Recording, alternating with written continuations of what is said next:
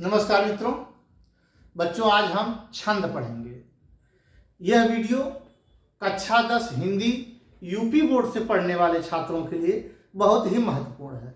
उनके पाठ्यक्रम के अनुसार यहाँ पर आज हम छंद पढ़ेंगे। आपके पाठ्यक्रम में दो छंद है, रोला और सोरठा।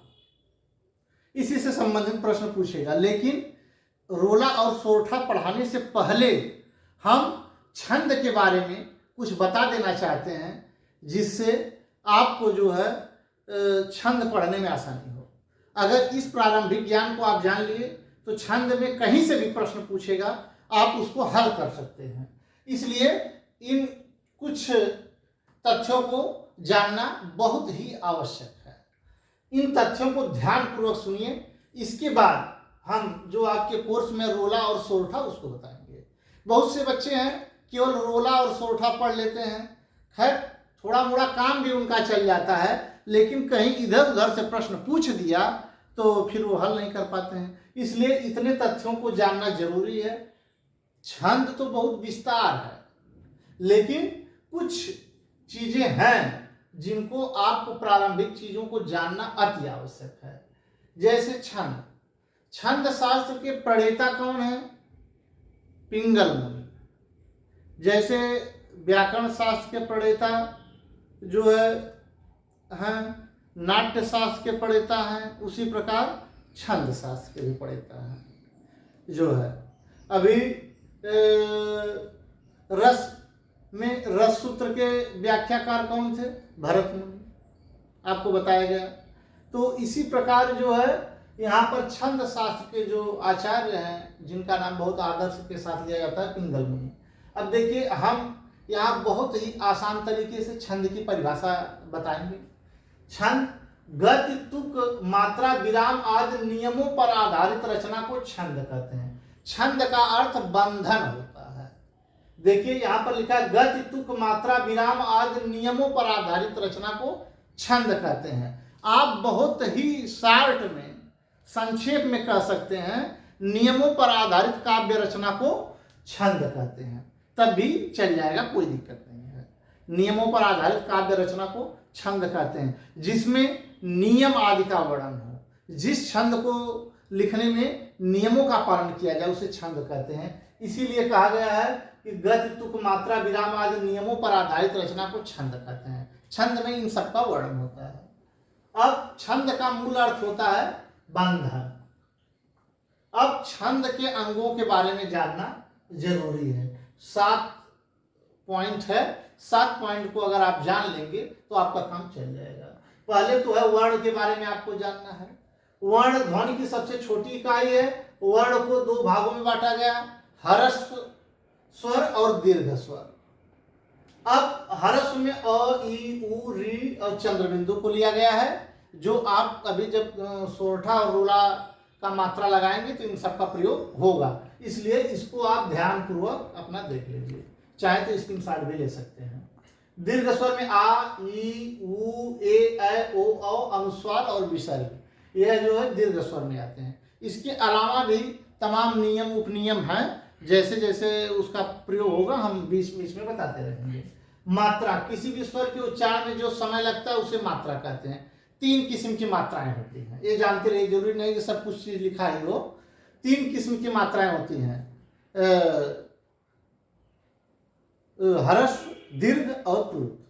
ह्रस्व स्वर में 1 मात्रा का समय लगता है, और यहाँ मात्रा है ना, मात्रा का मतलब है कि समय लगने से। ह्रस्व, ये ह्रस्व स्वर में 1 मात्रा का समय लगता है। दीर्घ स्वर में 2 मात्रा का समय लगता है, और प्लुत में 3 मात्रा का समय लगता है। प्लुत का प्रयोग केवल संस्कृत भाषा में होता है, बहुत हिंदी में बहुत कम होता है। जैसे ओम, ये प्लुत मात्रा है, इसका प्रयोग हिंदी में बहुत ही कम होता है। अब जैसे छंद, जब आप रोला और सोरठा पर मात्रा लगाएंगे, मात्रा की बात है, तो ह्रस्व की 1 मात्रा होगी, जिसका चिन्ह यह है। अब अगर हम दीर्घ की मात्रा लगाएंगे तो उसका चिन्ह ये है। इसकी 2 मात्रा की गणना होती है। जब हम गणना करेंगे तो आपको वहां हम बता देंगे। यहाँ केवल उसके बारे में आप जानते रहिए। गद्य किसको कहते हैं? काव्य को पढ़ते समय जो प्रवाह होता है उसे गद्य कहते हैं। जो प्रवाह होता है, मध्यम स्वर, उच्च स्वर, जैसे जिस हिसाब से बोलते हैं सबका अलग अलग नियम है। अभी आप ऋग्वेद को पढ़ेंगे तो उसमें गद्य का नियम पूरा बताया गया है। अभी आप केवल इतना जानिए। यति, यति क्या होता है? प्रत्येक छंद को पढ़ते समय जिस स्थान पर रुकते हैं या विराम लेते हैं उसे यति कहा जाता है। अभी आप पढ़ेंगे तो लिखा रहेगा 11-13 मात्राओं पर यति है, यानी वहां आपको रुकना है, विराम लेना है, उसको यति बोलते हैं। तुक, छंद कई चरणों में होते, चरण के अंत में आने वाले समान वर्णों को तुक कहते हैं। तुकबंदी का नाम आप लोगों ने सुना है, जैसे अंत में र गिरा तो उसके भी अंत में र गिरेगा, एक तुकबंदी होती है। जब गाना लोग गाते हैं तो तुकबंदी होती है, जिस अक्षर से अंतिम होता है उसका अंतिम भी उसी अक्षर से होता है। ये सब तुकबंदियां हैं, इसको आप केवल ये जानते रहिए बस। पाद या चरण, पाद या चरण बात एक ही है। प्रत्येक छंद में कम से कम 4 चरण होते हैं और इसमें ज्यादा भी, इससे ज्यादा भी चरण हो सकते हैं। और चरण को पद या पाद भी कहते हैं। मतलब है कि अमूमन सभी छंदों में 4 चरण होते हैं, लेकिन बहुत से छंद ऐसे हैं जिसमें 6 चरण, 8 चरण, ऐसे भी चरणों की संख्या बढ़ भी सकती है। अब गण है, 3 वर्णों के समूह को एक गण माना जाता है। गणों की संख्या 8 है। देखिए, एक गण का जो वर्णन है यह वर्णिक छंदों में इसका प्रयोग होता है। वर्णिक छंदों में गण देखिए, यगड़, मगड़, तगड़ आदि इसी प्रकार है। इसका सूत्र है यमाता राजभान सलगा। जब वर्णिक छंद हम पढ़ाएंगे, वर्णिक छंद आपके कोर्स में है नहीं, अगर वर्णिक छंद पढ़ाते तो उसमें इस सूत्र से यमाता राजभान सलगा सूत्र से 8 जो गण है इसी में समाहित है। यह वर्णिक छंदों का वर्णन करते समय इसका प्रयोग होता है, मात्रिक छंदों का प्रयोग करते समय नहीं होता है। अब छंद के प्रकार जान लीजिए। छंद 3 प्रकार के हैं, वर्णिक छंद, मात्रिक छंद और मुक्त छंद। वर्णिक छंद में मंदा, क्रांता, घनाक्षरी, बसंत, तिलका आदि इसी प्रकार के अनेक छंद आते हैं।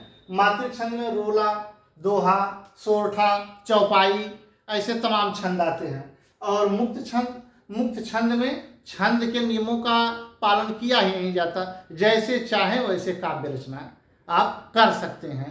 तो यह आपने पूरा इसके बारे में जाना। अब जो है, जो आपके कोर्स में छंद है, अब उसके बारे में बताएंगे। यह सोरठा है, आपके पाठ्यक्रम में सोरठा और रोला है। पहले हम सोरठा पढ़ेंगे। सोरठा की परिभाषा है, यह अर्धसम मात्रिक छंद है। इसके पहले और तीसरे चरण में 11-11 मात्राएं, दूसरे और चौथे चरण में 13-13 मात्राएं होती हैं। अर्धसम मात्रिक का मतलब होता है कि इसकी आधी मात्राएं एक समान है। यहाँ देखिए, पहला और तीसरे चरण में समान मात्राएं हैं, दूसरे और चौथे चरण में समान मात्राएं हैं। मतलब है कि आधा चरण एक समान है, आधा चरण एक समान, इसी कारण इसे अर्धसम मात्रिक छंद कहा जाता है। सोरठा दोहे का उल्टा है, सोरठा दोहे का उल्टा होता है। अगर यही दोहा रहता तो दोहे के पहले और तीसरे चरण में 13-13 मात्राएं, दूसरे और चौथे चरण में 11-11 मात्राएं होती हैं, और इसी का उल्टा सोरठा है। सोरठा के पहले और तीसरे चरण में 11-11 मात्राएं, दूसरे और चौथे चरण में 13-13 मात्राएं होती हैं। अभी हम मात्रा लगाकर आपको दिखा देंगे, 7-7 मात्रा देखिए, समझिए। तो इसी प्रकार अगर कोई दोहा आ जाए, आपको मालूम न दे कि यह दोहा है कि सोरठा है कि बरवय है कि क्या है कि रोला है, तो आप मात्रा लगाकर भी जान सकते हैं, बशर्ते परिभाषा आपको याद होनी चाहिए कि इसके पहले और तीसरे चरण में 11-11 मात्राएं और दूसरे और चौथे चरण में 13-13 मात्राएं होती हैं। कैसे? यहाँ आइए, हम एक तुलसीदास जी का सोरठा है। भरत चरित करिनेम तुलसी जे सादर सुनहि, सिया राम पद प्रेम अवश्य होई मन रस विरति। इसको हम मात्रा लगाते हैं। भ है, एक मात्रा लगेगी, एक मात्रा का यह चिन्ह है। अभी 2 मात्रा जहाँ लगेगी चिन्ह मालूम हो जाएगी, उसकी गणना 2 होती है। र पर एक मात्रा, त पर एक मात्रा। जो इसके पहले हमने बताया है स्वर के बारे में, हर्ष स्वर और दीर्घ स्वर, उसी के हिसाब से मात्रा लगेगी। च पर एक मात्रा छोटी, ई पर एक मात्रा, त पर एक मात्रा, क पर एक मात्रा छोटी, ब पर एक मात्रा। यहाँ देखिए एक ही मात्रा है तो यहाँ पर दो मात्रा लग जाएगी। दो का चिन्ह यह है, यस की तरह बनता है। इसको जब गणना करेंगे तो दो करेंगे। यह एक है, यहाँ एक मात्रा, दो मात्रा, एक ही मात्रा है, दो थे, यहाँ दो, एक एक एक एक एक। अब गणना करिए, गणना करके ऊपर लिख देंगे। 1 2 3 4 5 6 7 8 9 10 और 11। यहाँ पर 11 मात्रा हो गई। पहले चरण में क्या हो गया? 11 मात्रा। अब दूसरा चरण देखिए, 1 2 2 4 2 6 2 8 9 10 11 12 13। यहाँ पर 13 मात्रा हो गई। इसी प्रकार इसको भी देख लीजिए, 1 2 2 1 1 1 2 1। मात्रा पहले लगा लें तब गणना करते हैं। 1 1 1 2 1 1 1 1 1 1। अब गणना करिए, 1 2 1 3 3 2 5 6 7 8 9 10 11। जो यस की टाइप है उसकी दो मात्रा की गणना होगी। इसी प्रकार 1 2 3 2 5 6 7 8 9 10 11 12 13। अब देख लीजिए, अब तो हमने मात्रा भी लगा दिया और गणना भी कर लिया। इसी प्रकार आप जान सकते हैं, इसी प्रकार आपको मात्रा लगानी है। अब जैसे 1 2 3 4 5 6 7 8 9 10 11 हो गए। वहाँ दूसरे चरण में 13, तीसरे चरण में 11 या 11 है, 11 है। एक बार फिर जोड़ लीजिए, 1 2 3 2 5 6 7 8 9 10 11। ठीक, वहाँ चौथे चरण में 13 मात्रा। अब देखिए पहले और तीसरे चरण में, पहले और तीसरे चरण में 11 मात्रा है। पहला चरण यह है भरत चरित करिनेम, तीसरा चरण है सिया राम पद प्रेम। इसमें देखिए यहाँ पर 11 मात्रा, इसमें भी 11 मात्रा इसमें भी है। दूसरे और चौथे चरण में 13 मात्राएं।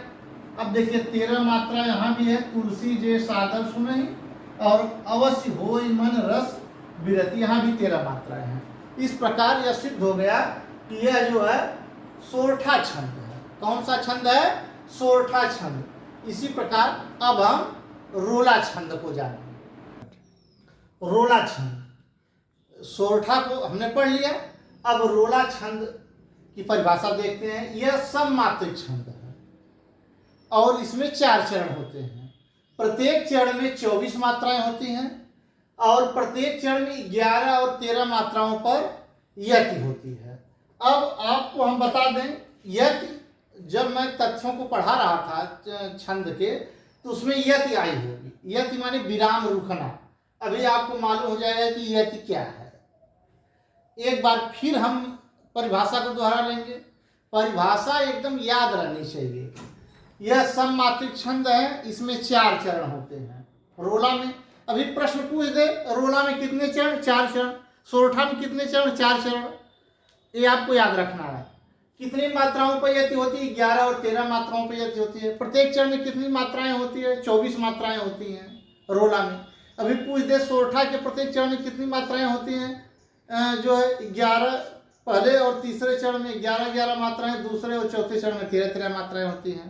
पहले चरण में सोरठा की कितनी मात्रा होती है, दूसरे चरण में कितनी होती है, तीसरे चरण में कितनी होती है, यह अलग अलग भी पूछ सकता है। विकल्प में बजाने के लिए अलग अलग पूछ सकता है। आपकी जानकारी का वह मापदंड होता है। अब परिभाषा जान गए आप लोग।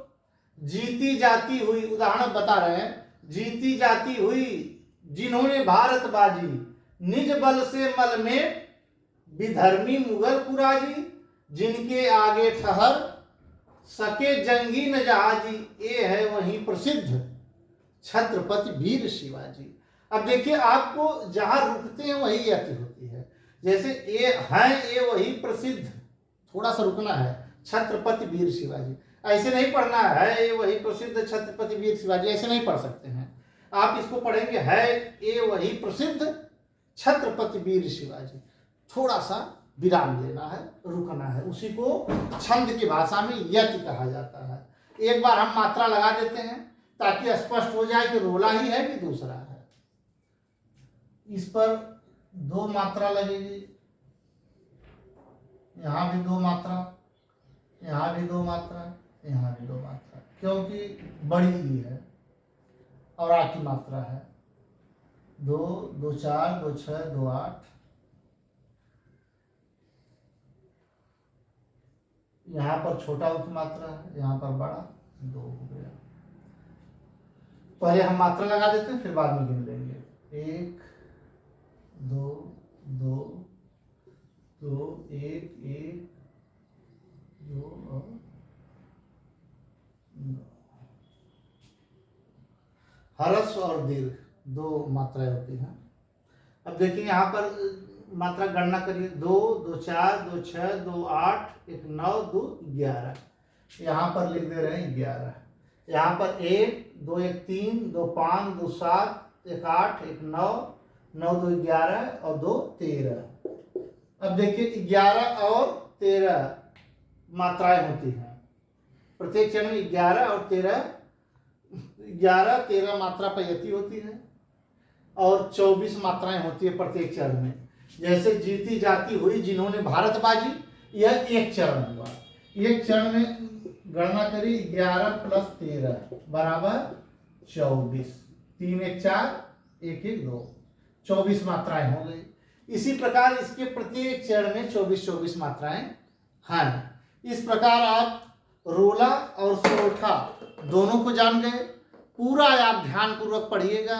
अगर किसी प्रकार की आपको परेशानी होती है तो आप कमेंट भी कर सकते हैं और बात भी कर सकते हैं।